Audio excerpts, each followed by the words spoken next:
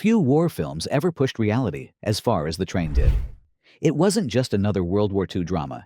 It was a dangerous experiment in authenticity, where explosions were real, locomotives were destroyed for real, and tempers behind the camera nearly derailed the production. What began as a cerebral story about stolen art became one of the most physically punishing shoots in film history. Tonight, we're diving into the smoke, sweat, and sabotage that made The Train 1964 one of the wildest productions ever committed to celluloid. Number 20. The director was replaced mid-shoot. The Train began under a completely different vision. Arthur Penn, later known for Bonnie and Clyde, was the original director. His version focused on philosophical themes, the moral cost of war, the value of art, and human conscience. But star Burt Lancaster hated it. He wanted an action picture. After 3 weeks of filming, he fired Penn and brought in John Frankenheimer, with whom he'd worked successfully before. Frankenheimer arrived to find a half-finished art film and a furious crew. He rewrote the script overnight, axed the internal monologues, and amped up the explosions. Within days, the tone shifted from brooding drama to gritty realism. It was a brutal transition, but it saved the movie. Without that mutiny, The Train might have been a quiet essay on art instead of the roaring, smoke-choked spectacle we remember. Number 19. Burt Lancaster directed some scenes himself. Lancaster wasn't just the star, he was practically a co-director. His production company, Hecht Hill Lancaster, financed the film, giving him unusual authority on set. When Frankenheimer joined, Lancaster still controlled logistics and action sequences. He choreographed stunts, supervised camera angles, and personally approved every explosion. Crew members joked that The Train had 2 engineers at the throttle. While Frankenheimer focused on visuals and tension, Lancaster demanded realism, no models, no fakery. He even rewrote lines on the spot if he thought they sounded too Hollywood. Their collaboration was stormy but productive. Out of that friction came one of the most authentic war films ever made, powered by 2 stubborn men who refused to compromise. Number 18. A real train was actually crashed. No miniatures, no models. A real train. When The Train shows a locomotive smashing head-on and exploding, that's exactly what happened. The French National Railways donated decommissioned rolling stock for filming, and Frankenheimer insisted on one-take realism. Engineers calculated the exact speed for maximum impact, and the sequence was captured with multiple cameras from hilltops and tunnels. It was a logistical nightmare. Hundreds of extras were cleared miles away, and once the engines collided, there was no do-over. The resulting footage mangled steel, plumes of smoke, cars toppling like dominoes became the film's signature shot. No CGI, no trick photography, just raw, mechanical violence. Hollywood has rarely matched it since. Number 17. Burt Lancaster filmed while injured. Halfway through production, Lancaster tore a knee ligament while playing golf not on set, but during his downtime. Most actors would have postponed filming. Lancaster refused. He redesigned scenes so his limp became part of the character. Watch closely. His gait changes midway through the movie. Frankenheimer adjusted camera angles and blocking to disguise the swelling, but in long shots, the limp is clear. Rather than hide it, they used it. The injury gave his resistance fighter a weariness that fit the story. Lancaster joked that it was the best method acting I ever did by accident.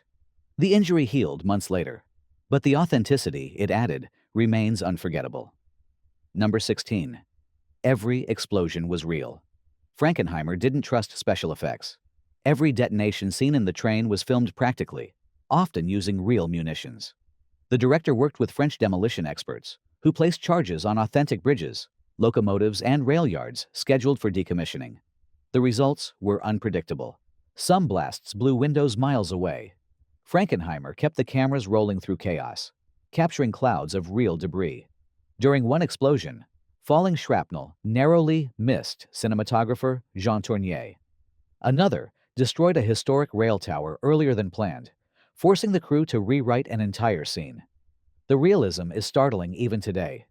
Those sparks, those collapsing timbers, none of it was added later. When the movie says war destroys everything, it means it, literally. Number 15. A French resistance veteran supervised the story. While Hollywood often romanticized resistance tales, the train had authenticity in its DNA. Frankenheimer hired a consultant who had fought in the French resistance to ensure the tactics and sabotage depicted were genuine.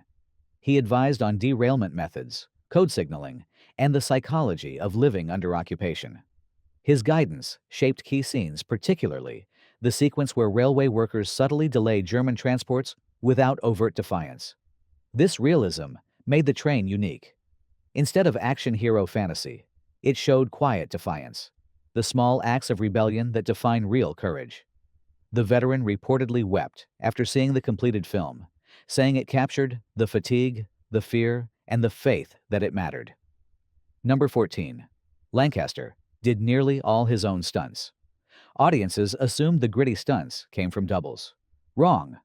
Burt Lancaster, a former circus acrobat, performed almost every dangerous sequence himself, sprinting across moving trains, hanging from ladders, and diving between tracks as locomotives thundered past. Insurance agents panicked. Frankenheimer secretly kept medics nearby on standby. In one take, Lancaster leapt between two speeding cars, just as they curved. His foot slipped, and he narrowly avoided being crushed. The crew fell, silent, until he stood up laughing. He later told a reporter, "You can't fake fear, the camera always knows." It was reckless, brave, and very Lancaster. That authenticity bleeds into every frame. The grime, the sweat, the peril, all real, captured by a man who refused to let another performer risk what he demanded from himself. Number 13. Frankenheimer designed shots like a war photographer. Instead of traditional Hollywood framing, Frankenheimer filmed the train as though documenting a real conflict. He positioned cameras in trenches, mounted them on rail cars, and even hung them off cranes above explosions. He insisted on long takes with moving cameras to mimic the unpredictable rhythm of combat. The style was radical for 1964, handheld, gritty, unglamorous. He studied combat photography from World War II and instructed his crew to shoot like newsmen, not cinematographers. The approach gave the film a documentary realism, years before cinema verite became fashionable. Each plume of smoke and screech of metal feels captured, not staged, the chaos of war translated directly onto celluloid. Number 12. Real towns were blown apart. The French government allowed production to destroy several obsolete rail depots and rural stations scheduled for demolition. Frankenheimer used the opportunity like a kid with dynamite. Entire facades were wired with explosives and filmed collapsing in slow motion. Local townspeople were hired as extras, watching their landmarks vanish for art. The director called it controlled vandalism. After filming, many locals thanked him. The sets had disguised decaying buildings that were later rebuilt with studio funds. In one sense, the train didn't just depict destruction, it financed rebirth. Few films have ever erased their own sets so literally. Number 11. Frankenheimer nearly quit midway. Despite his control, Frankenheimer almost walked away. The grueling schedule, relentless pyrotechnics, and daily confrontations with Lancaster wore him down. The two men respected each other but clashed constantly over tone. Frankenheimer wanted grim realism. Lancaster pushed for momentum and heroism. After a particularly tense day involving the derailment sequence, Frankenheimer packed his bags and prepared to leave France. Producer Harold Hecht intervened, reminding him that no other director could handle the chaos. Frankenheimer stayed, finished the film, and later admitted, "Burt was difficult, but he was right about one thing. The train had to keep moving." Number 10. It was filmed in black and white on purpose. By 1964, color had become standard. Yet the train was shot in black and white, a controversial choice that baffled studio executives. Frankenheimer argued that color would romanticize war, turning soot and wreckage into visual spectacle. He wanted audiences to feel the dirt and metal, not admire it. The stark, monochrome palette emphasized texture oil, smoke, sweat, and linked the film, visually, to wartime newsreels. It also highlighted the contrast between priceless art and the brutal machinery moving it. The gamble paid off. Critics praised its raw, documentary look, proving that black and white could still outmuscle color when truth mattered more than beauty. Number 9. Jean Tournier's cinematography was a technical feat. Filming moving trains with heavy cameras in 1963 was no easy task. Cinematographer Jean Tournier devised special shock-absorbing mounts so cameras could withstand vibrations at full speed. Some setups had cameras bolted to the sides of locomotives, mere feet from spinning wheels. Others were hidden in coal cars to achieve impossible tracking shots.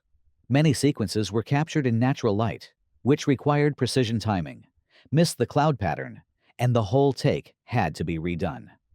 Tournier's innovation gave the train its ferocious realism. Each jolt of the engine and beam of sunlight feels alive, not staged.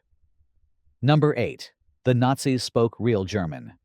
In a rare move for 1960s Hollywood, Frankenheimer insisted that the German soldiers speak authentic German throughout. Most studios preferred English with accents, but he wanted realism over clarity. He hired bilingual actors and even recruited some ex-soldiers living in France to fill minor roles. Subtitles were minimal meaning. American audiences had to infer emotion from tone and action. The choice heightened tension and authenticity.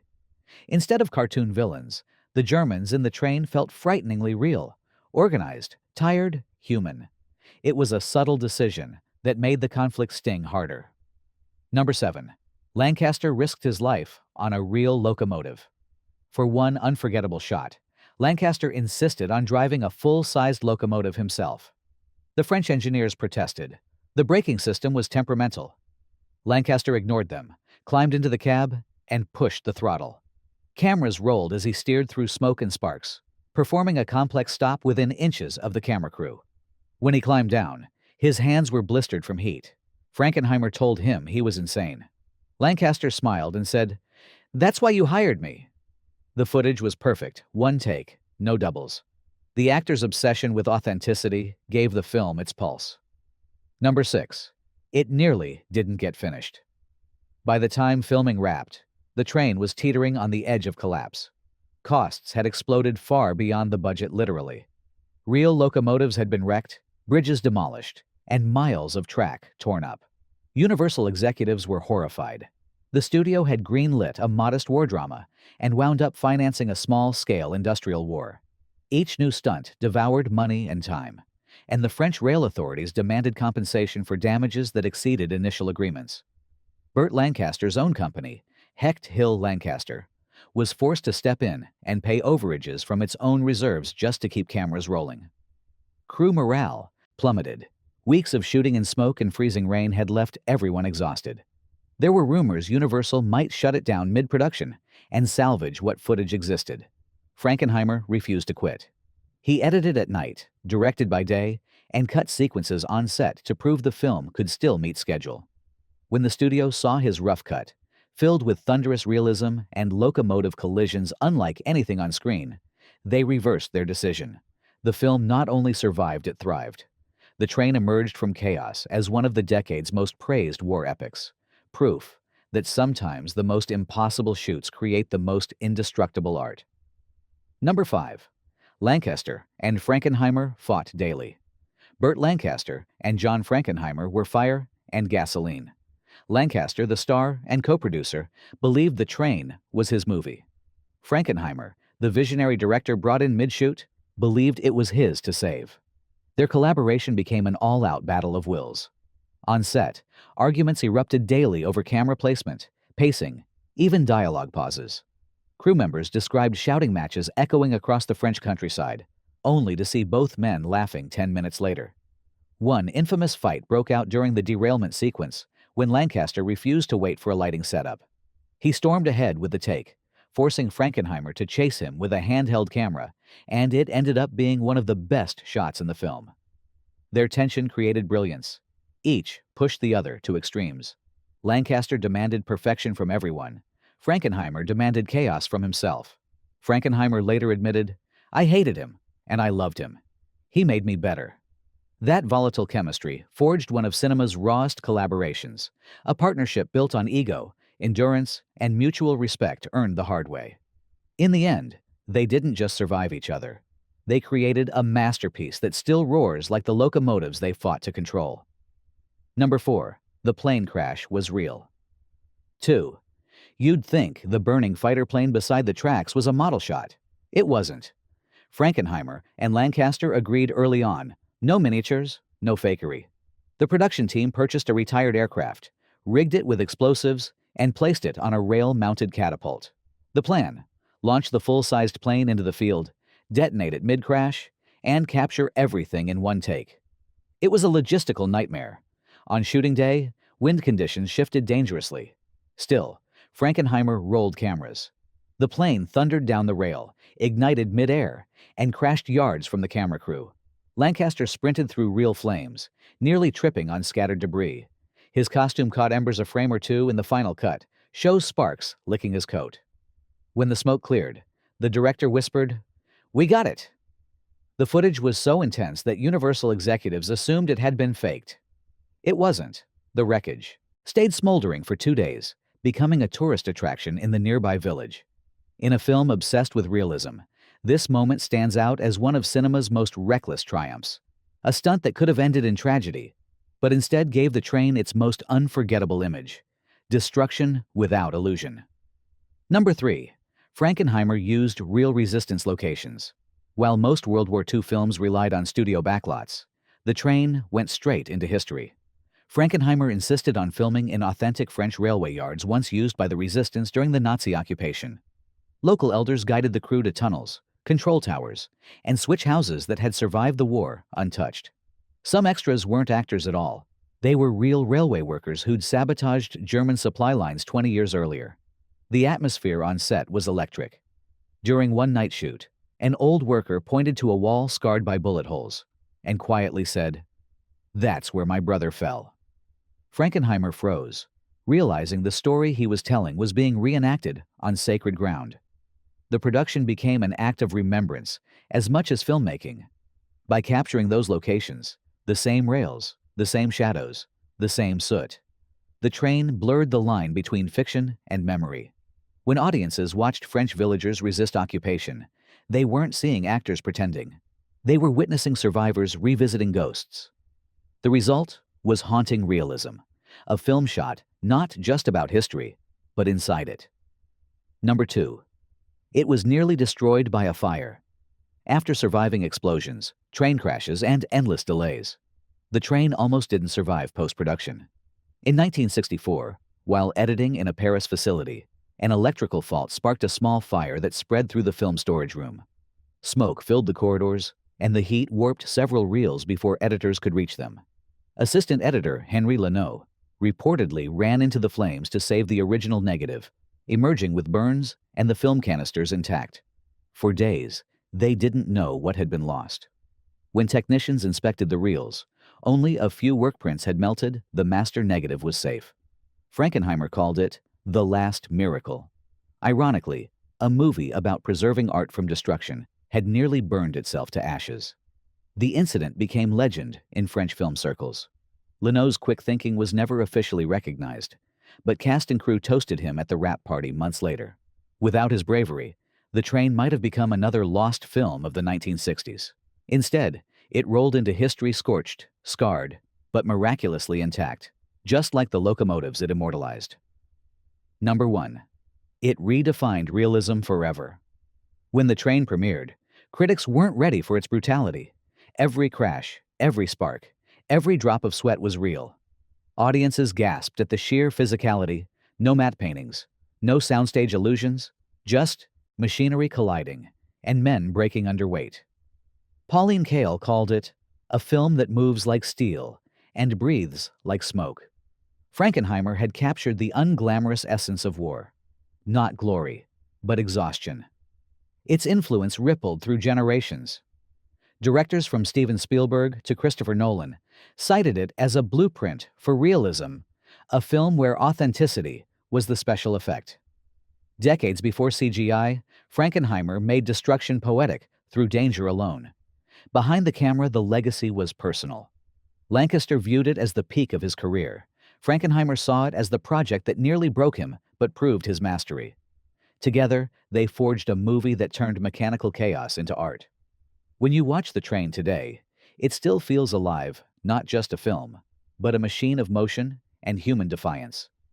It didn't just depict realism, it redefined it, permanently changing how war could look, sound, and feel on screen.